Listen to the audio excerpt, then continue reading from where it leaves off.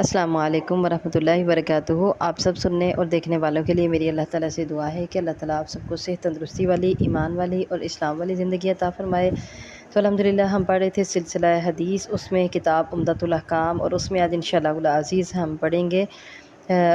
کتاب الصلاۃ ہے، اور اس میں سنت راتبہ کا بیان، اور لیسن نمبر 60، حدیث نمبر بھی 60۔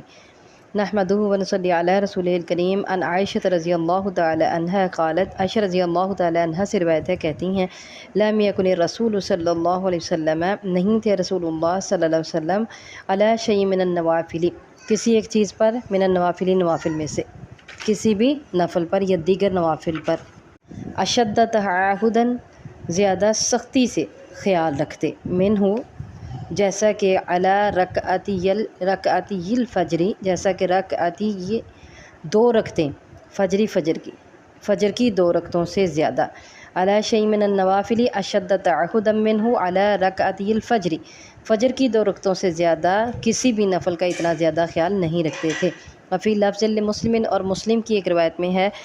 رکعت الفجر، فجر کی دو رکعتیں، خیر، بہتر ہے، من الدنیا، دنیا سے، وما فیہا، اور جو کچھ اس میں ہے، دنیا و ما فیہا سے بہتر ہیں۔ اس حدیث میں فجر سے پہلے جو دو سنتیں پڑھی جاتی ہیں ان کی فضیلت کے بارے میں بتایا گیا ہے کہ اللہ کے نبی صلی اللہ علیہ وسلم نے ارشاد فرمایا، جو مسلم کی روایت میں ہے کہ فجر کی دو رکعتیں پڑھنا دنیا اور جو کچھ بھی اس میں ہے سب سے بہتر ہے، یعنی اس قدر ان کی اہمیت ہے۔ اور جیسے ہم نے پچھلی حدیث میں پڑھا کہ فجر کی دو سنتیں نبی کریم صلی اللہ علیہ وسلم بہت ہلکی پڑھا کرتے تھے، اور سنتیں ہمیشہ گھر میں پڑھنا زیادہ افضل ہے۔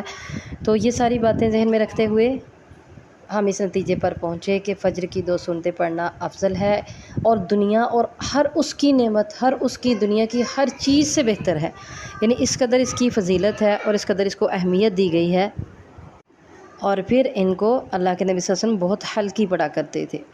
تو اللہ تعالیٰ سے دعا ہے کہ اللہ تعالیٰ ہمیں عمل کرنے کی توفیق عطا فرمائے۔